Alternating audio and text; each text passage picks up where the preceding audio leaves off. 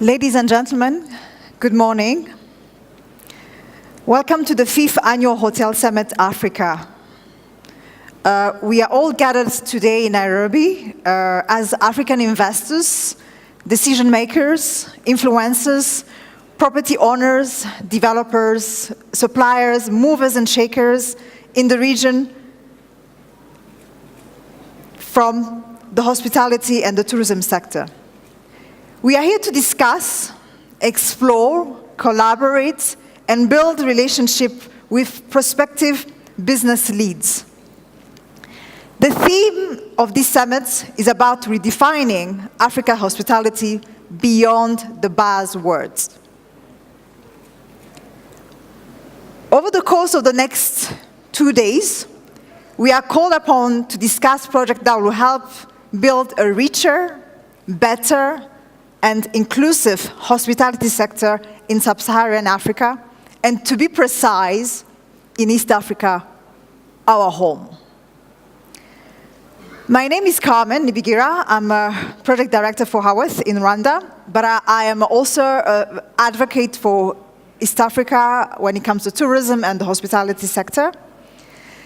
I also understand that the dynamics of the global tourism and hospitality industry is shifting. Today, travelers, be the leisure or business travelers, are better informed of the service and product offerings we have. And they have the power of gathering information, doing research before they even reach our destinations. East Africa, our home, is called to witness the change, and then we need to be proactive and dynamic in finding out the best solutions to serve our communities, to serve our visitors, and then above all, to serve our own sector. East Africa, with 13 countries in a broader term, is recorded as Africa's best economic performance with a GDP growth rate of 5.9% in 2017. A rate much higher than the growth recorded by other regional economic blocs on the continent. And above, we have a region which is showing a lot of opportunities, not only for the hospitality and the tourism sector, across other sectors. Our topic of discussion today is emerging paradigm shifts, the African dream, a very timely subject. To help address this and the pertinent issues, we have here with us a regional panelist, and I'm delighted to have not only colleagues, friends, and people I had the pleasure to work with in the past, and also currently working. So without further ado, I am just going to start asking questions, and hopefully they'll be able to give you a picture of their respective countries, and also from a regional global perspective. Thank you. I hope the microphone is on. Yes, perfect. So I'll probably start with Susan from Uganda. Your country is a country of many and endless opportunities, the pearl of Africa. We cannot talk about Uganda without talking about the private sector, because you are really driving the industry. So here we are talking about the Hotel Summit, and then I have been to Kampala, I have probably traveled around the country, and I have seen something is changing in Uganda. From your own perspective, from the audience we have today, where is Uganda going? Thank you very much, and good evening, everyone. And I'm glad to be in Kenya, so thank you, Kenya, for hosting the Hotel Summit.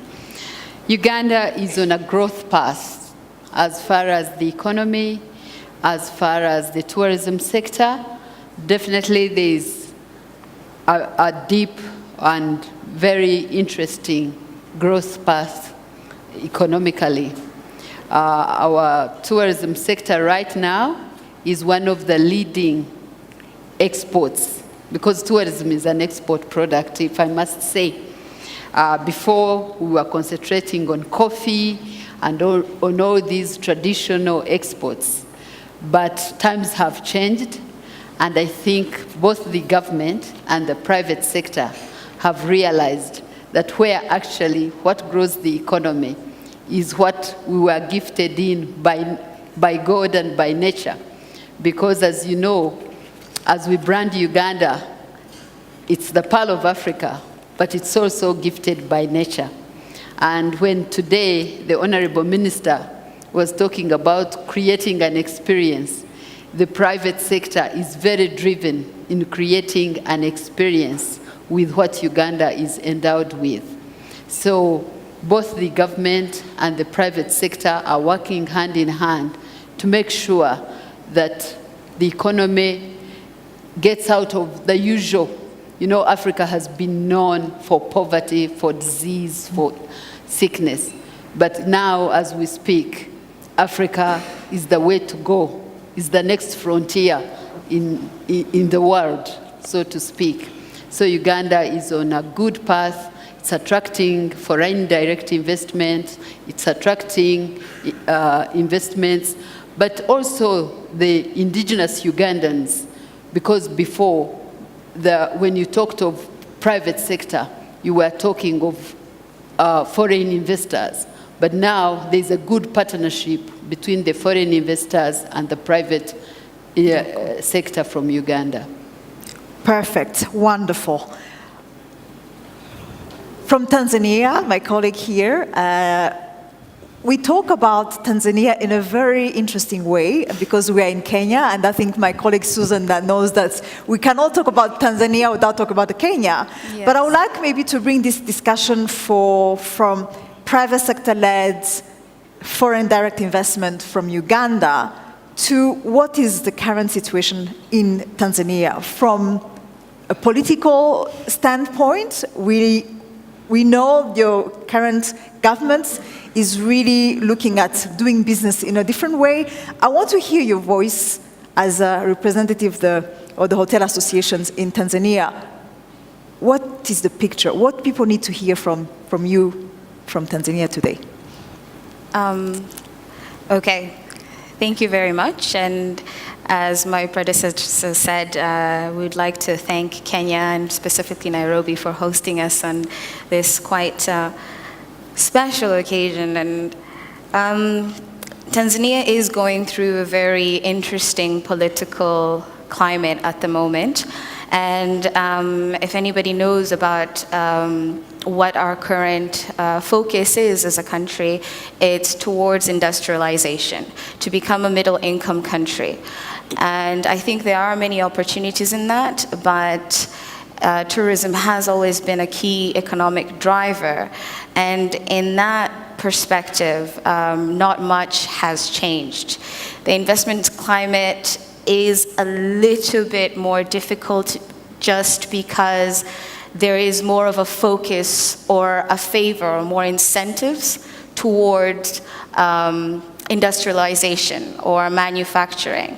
But tourism continues to grow, so that isn't, there's still opportunities there. But maybe I'd like to speak a little bit more about where we're going in Tanzania in terms of trends for our country in tourism. Our focus right now is conservation and sustainable tourism and diversifying from the Serengeti, the Ngorongoro. So we do still have a focus when we talk about a hospitality sector, not specific, just your traditional meaning of hotel. Hospitality as hospitality, it is still driven by wildlife and cultural tourism.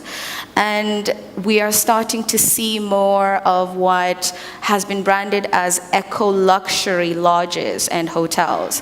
But these are smaller kind of boutique hotels that focus in being sustainable and being part of nature. And so that's the direction where we're going right now in terms of the investments that we want. We want somebody who will invest in eco-friendly properties, but we also do want the luxury. Now you do, because of this, Tanzania, you've seen Serengeti, Kilimanjaro voted one of the best attractions in Africa, you now have the Hyatts and the Marriotts and the Four Points coming back, which had retracted in a period of like 8-10 years. They are coming back, but they are profit-driven. They're not necessarily conservation-driven, and we are wanting to focus more on the conservation aspect.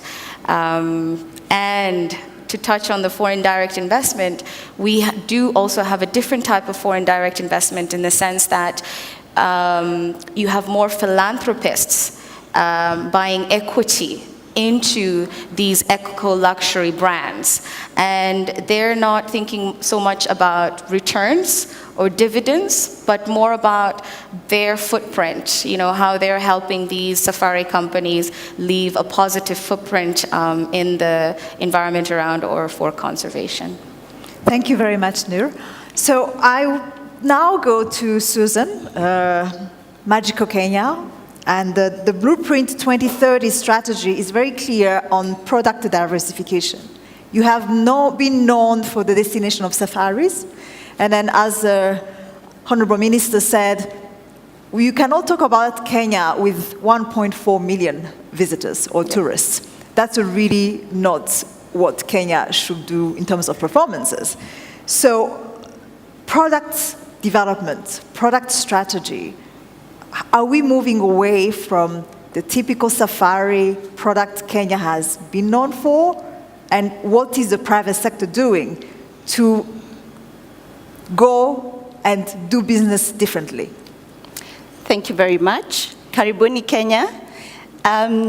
Going straight to the blueprint and product diversification, as we call it, we are not moving, far from it. We are not moving from beach and safari. Mm-hmm. We are adding up other products that will complement beach and safari.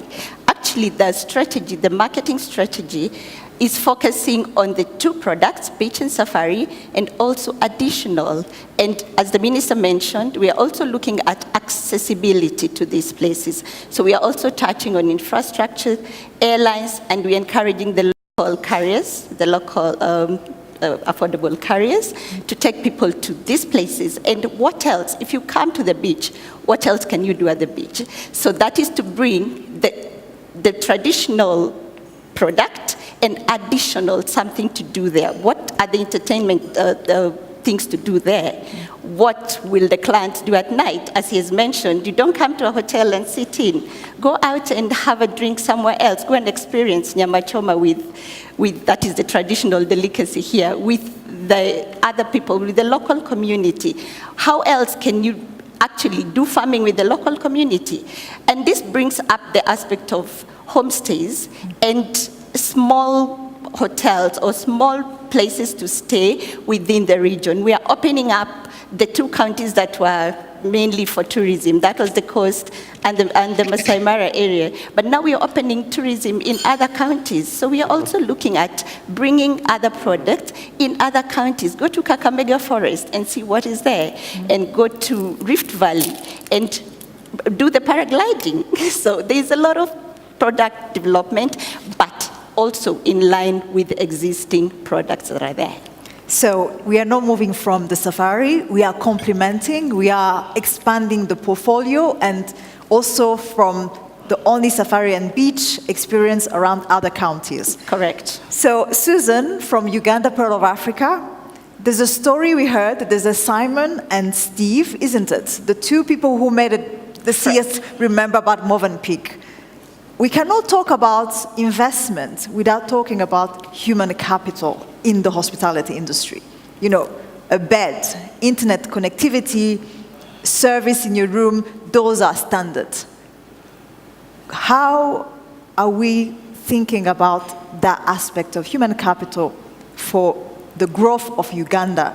Because we have seen the trends, we rely on managers from Kenya, train at Utali or the experience. Are you ready to also take on that challenge? Because without that, we may have challenges in the future. Yeah, thank you very much. Of course, as you know, these are some of the challenges that we face in tourism and hospitality, the human resource. And I would like to admit that that has been one of our biggest challenges in Uganda. We have one of the most educated populations, but for a long time, the hospitality sector and the tourism sector in general was not taken as a serious sector, and it was more left to Kenya. But Uganda has made very good strides. Right now, before we used to send all our people to study at Utalii, but right now with the help of the World Bank, we are building,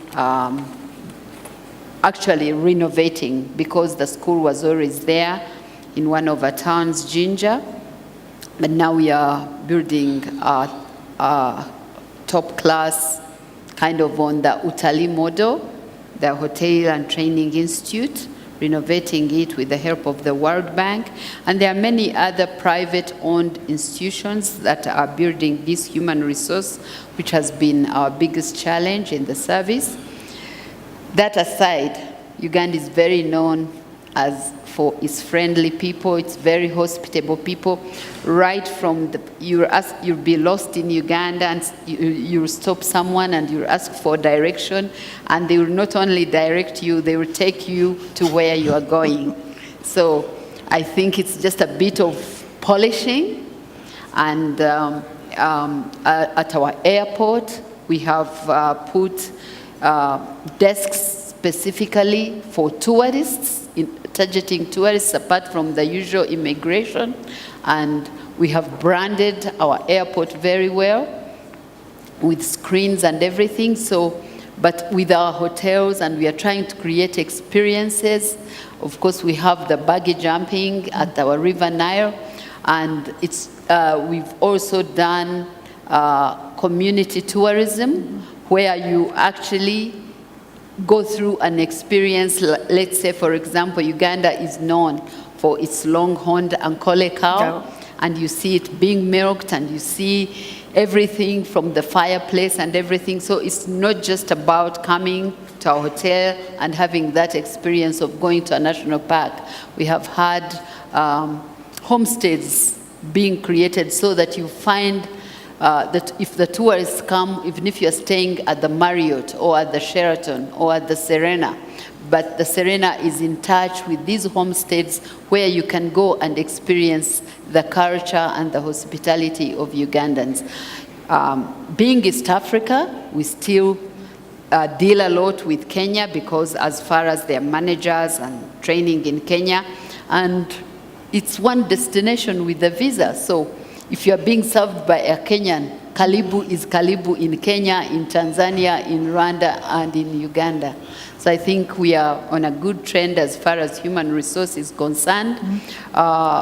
We are right now in discussions with United Arab Emirates to send some of our people to train in their hotels. So I think we are on a good trend. Thank you. I'm delighted to hear that a Kenyan chef, a Kenyan manager in Uganda or in Rwanda or in Tanzania or wherever in East Africa is at home. This is one destination, one place. So Tanzania again, you mentioned they're not really new, they're coming back. You know, those international brands, and then mainly in your protected areas, the Serengeti, the Ngorongoro Crater, and the Northern Circuit, or in the south. But how can small companies leverage on the entry of foreign brands? Because that's very important. How are you managing that presence of international brands, and also making sure that the small businesses in Tanzania can actually leverage or learn or work together? I think, if I have to be honest, in the cities, the re-presence, if I can call it. For example, now Hyatt, in particular, has come back to Arusha. so that's not a national park. Or the 4 Points by Sheraton, which was the new Arusha, but it's now 4 Points by Sheraton, has just recently opened in Arusha. So in the cities, this is being leveraged in the sense of skills training, marketing, but in the national parks, you still find that it's a competition. It's a competition because traditionally your safari goers want that the experience of being in the bush and as minimal as possible, but the luxury of having a flushing toilet, hot water and whatnot. Now with your big brands, it's more of, I think, yes, we find it to be profit-driven, which is fine, but there is not much to leverage because the experience is you are not in one with nature. So I don't know if I've answered your question, but in the national parks, the reality of the situation is that between the smaller companies and the bigger companies, it's a competition, and it's completely different business models, it's completely different philosophies. Whereas in the cities, yes, the smaller companies are happy to have these big brands, and they are happy to learn from them. But I think it's just about where you've decided to invest in Tanzania and for what purpose. Okay, Susan. Yes. The theme today, we are redefining hospitality, the African dream. Actually, I'll call it the East African dream, right? We are home, Kenya, Uganda, Tanzania. I would like to hear from you, representing the private sector in Kenya. What do you define by the Kenyan dream in the tourism and hospitality sector? What is the dream for this country? Okay, I'll say on behalf of the private sector, we have a dream. And this dream has been coming through a pipeline. And I think the dream is here now. We're living the dream now because we find a lot of hotels, especially the new hotels that are coming up, the general managers, the local general managers are heading the places. And we're localizing these places. We are having the touch, the African touch in this brand, in Movenpick. Maybe the management is from Kenya. Mm-hmm. So it's bring the brand, yes, but the friendly, the welcoming, the customer care that is there is actually localized. So this is actually coming to life because we don't have to follow somebody else's standard elsewhere. We have our own standards locally here. What will fit our people, what our people can do naturally, not to do what somebody else can do. So it is coming to life. And companies are becoming brave enough. The other day, Hemingway's opened the Watamu branch. So it's more of localizing it. It's the African dream being lived now and looking forward, Vision 2030.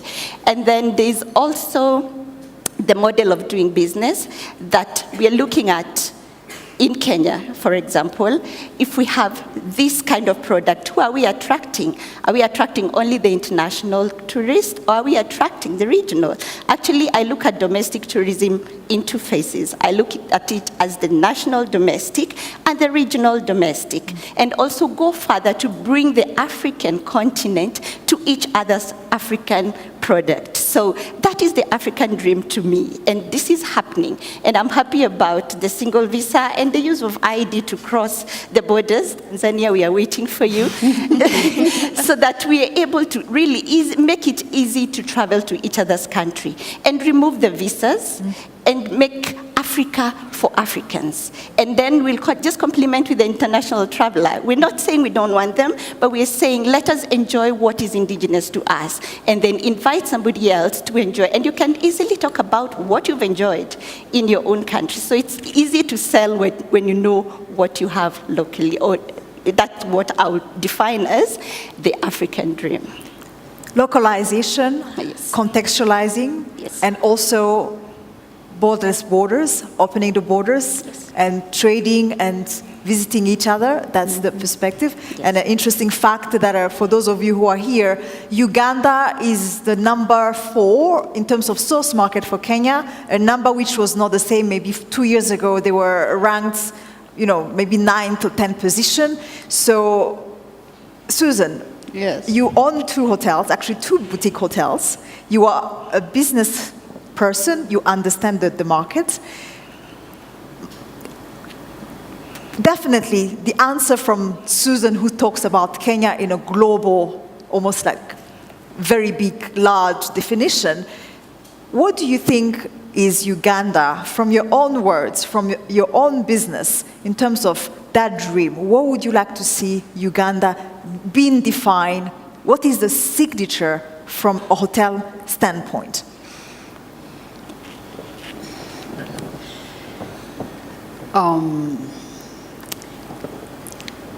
I would, of course, first of all, I'm a person who believes in East Africa integration.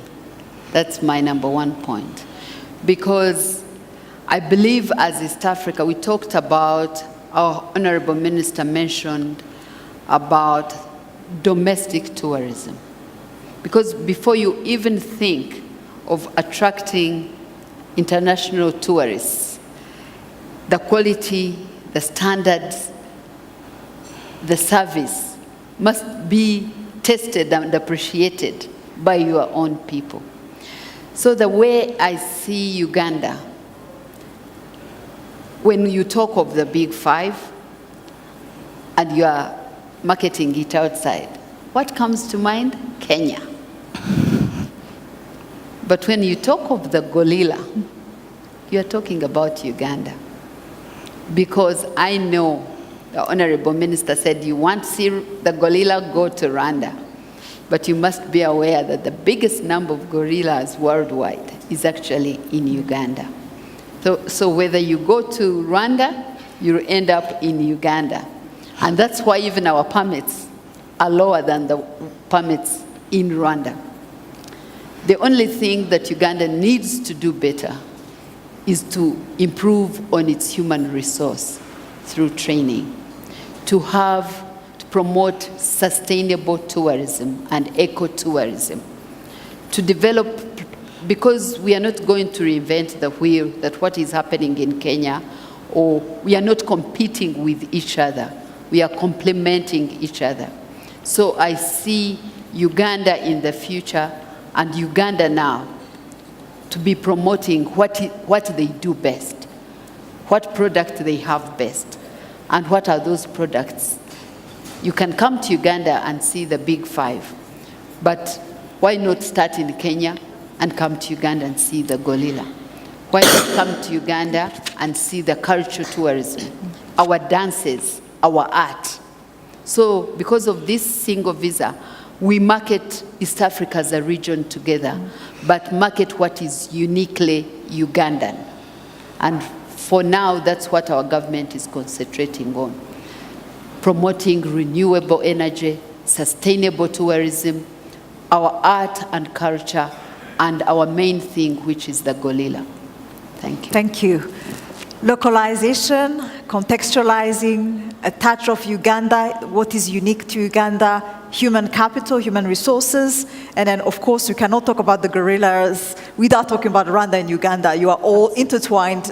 You one without the other, there's no tourism when it comes to gorillas.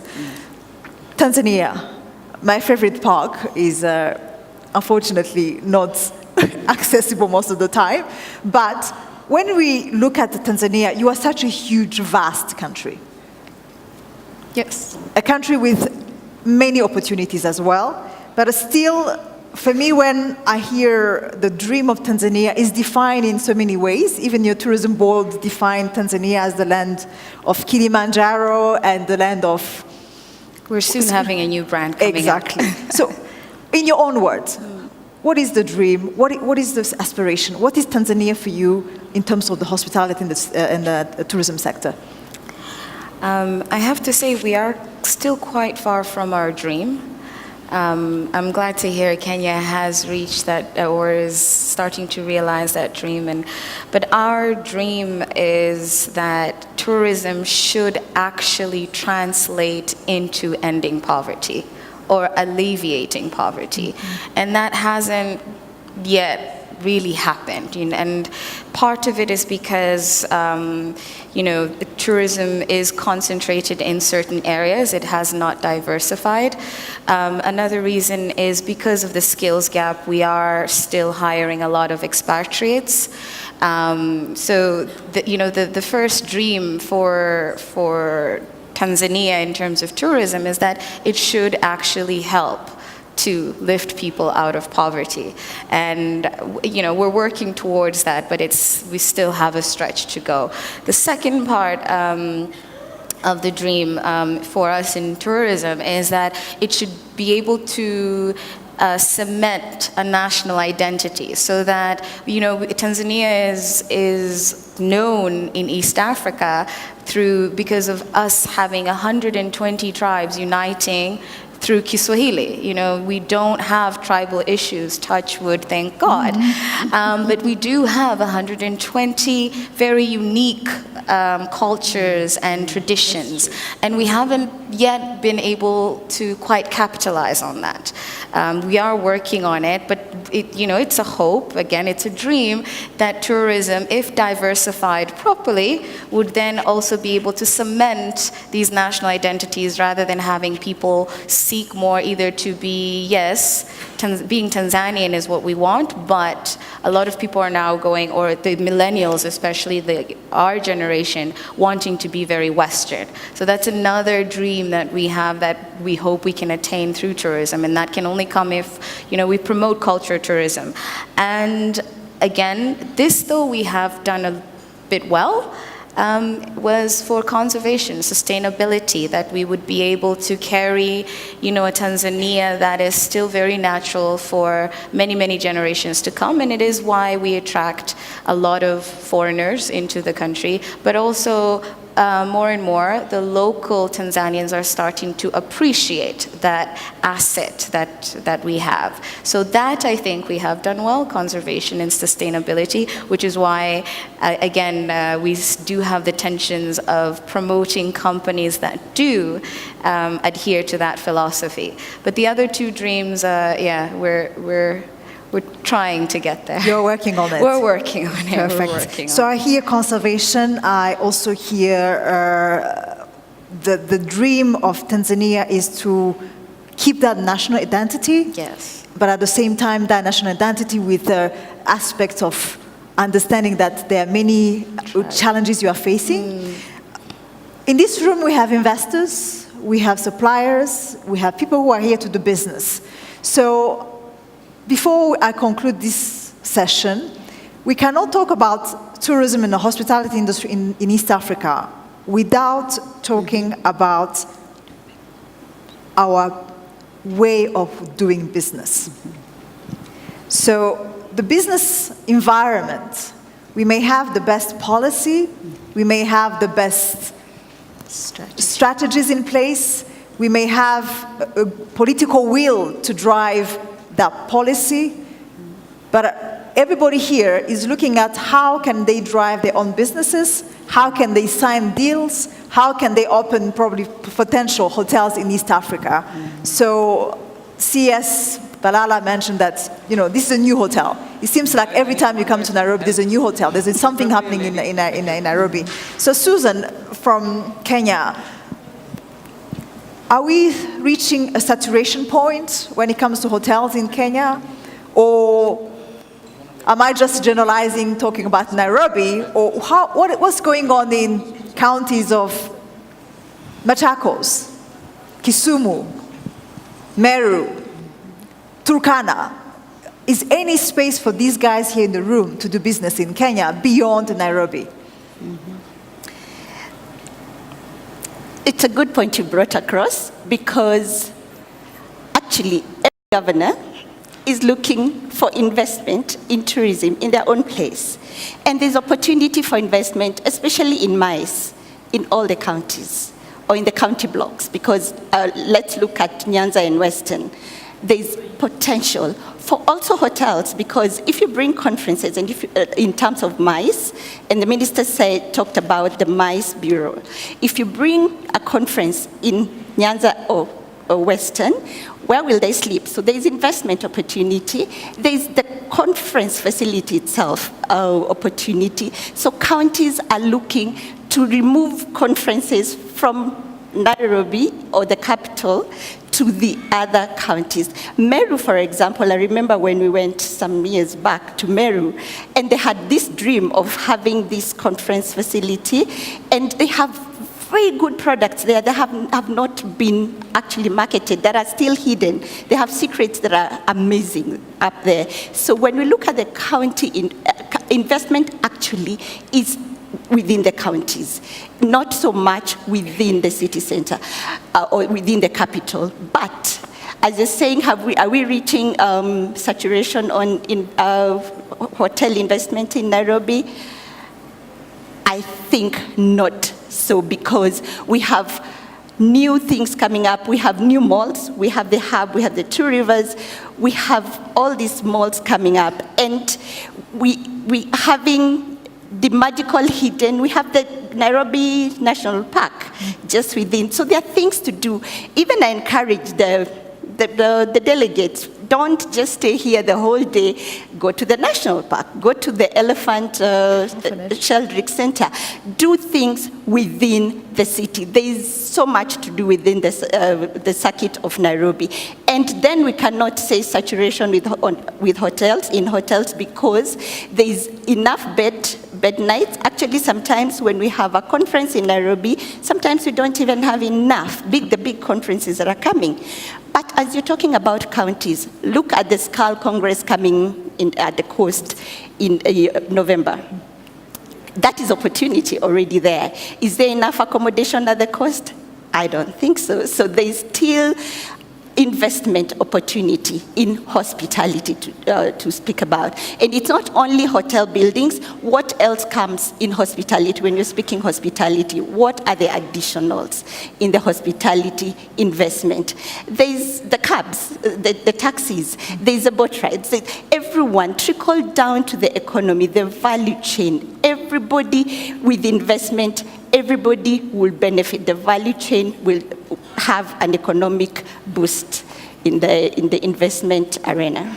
Thank you very much, Susan. So here, guys, there's no saturation in Nairobi, more business to do, expand the value chain, look at how you can do business even beyond the famous counties, Mombasa and the Nairobi. Susan, yes. Kampala is always a busy city, so much going on, but I want to take you outside Kampala, because I know I had an opportunity and a privilege actually to visit most of your national parks in Uganda, and there's a lack of adequate hospitality to support the growth where your country is going. So for the audience today, where shall we invest in Uganda beyond Kampala?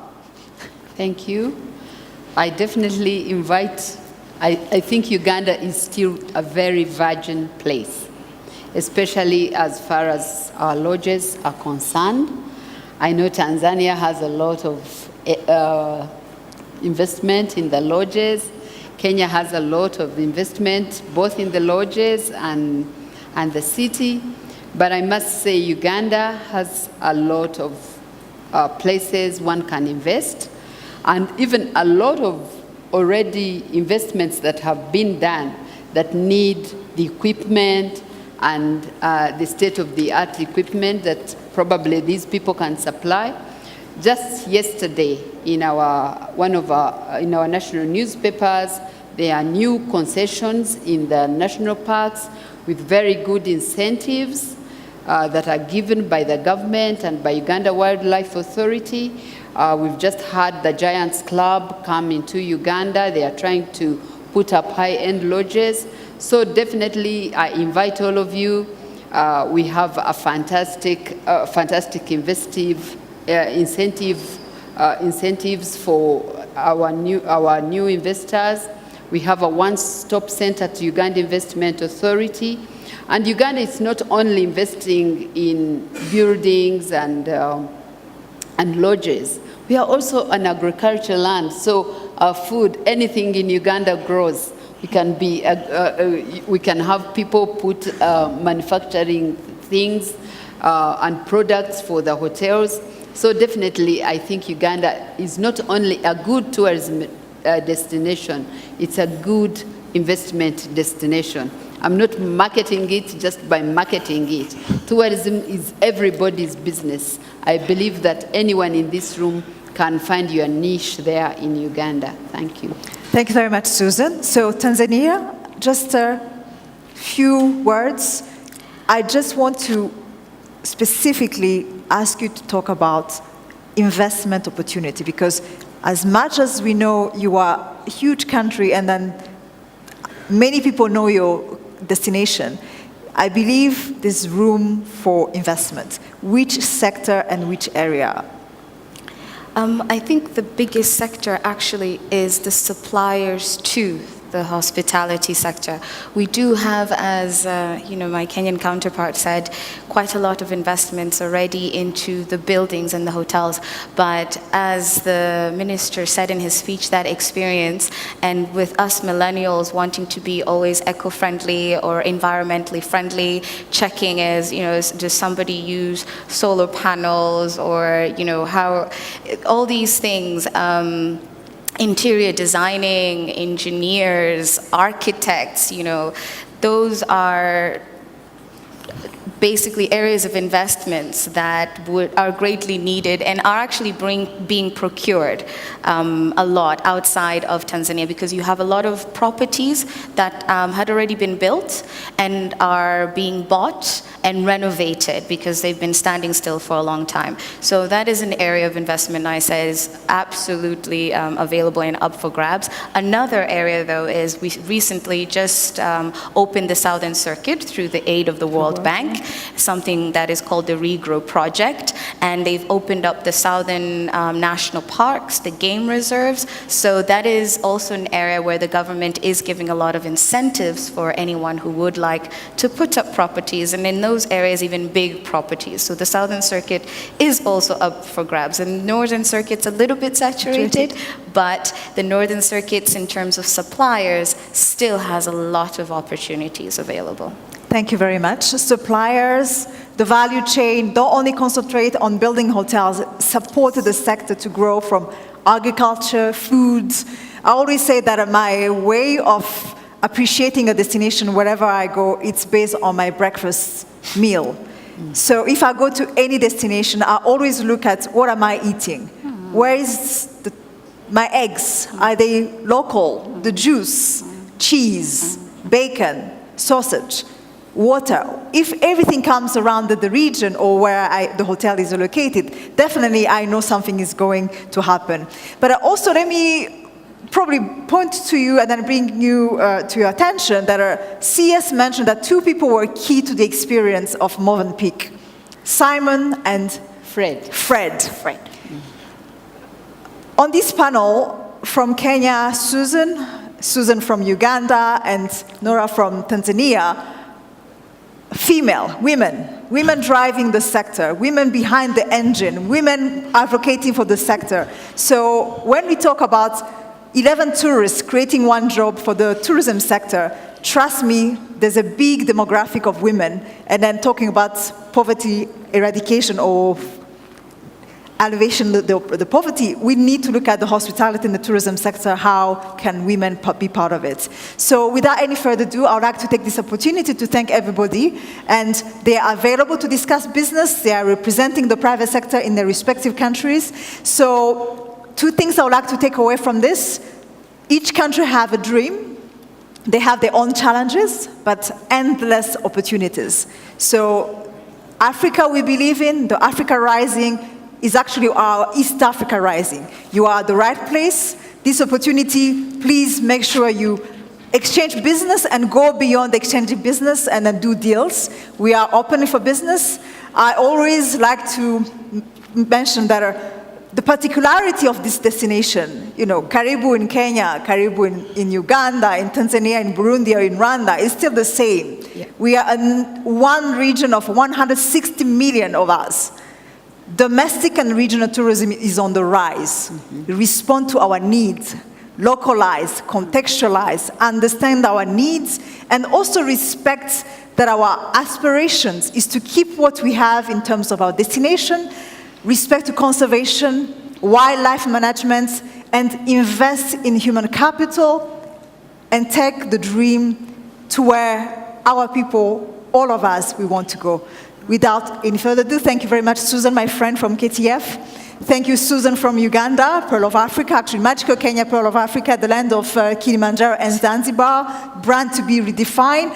My name is Carmen Nibigira from Burundi. I am your moderator. I was your moderator, and thank you very much. Thank you. Thank you. Please be on the stage. Thank you very much, ladies. Thank you so much. We have time for maybe one or two quick questions. Does anybody in the audience have a question for any one of our panelists? No? Okay, so if there are no questions, then we will proceed to the next item on the agenda. But before that, thank you once again. As a token of our appreciation, we would like to hand over a memento for a token for you to remember with for spending time with us today.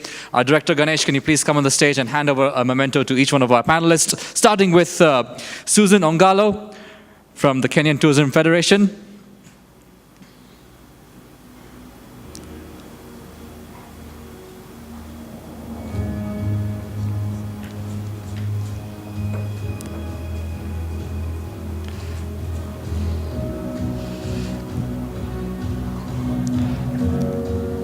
Also a memento for Susan Muhwezi, who's come all the way from Uganda.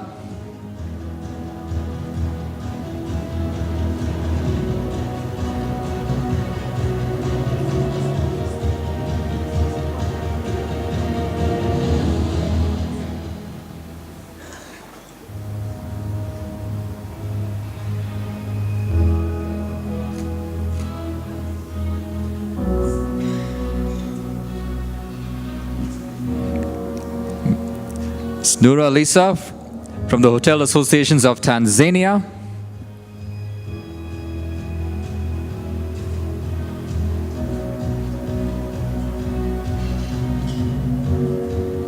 And last but by no means the least, Carmen Nibigira, who moderated this panel discussion with a great amount of skill and panache and with a very nice conclusion towards the end.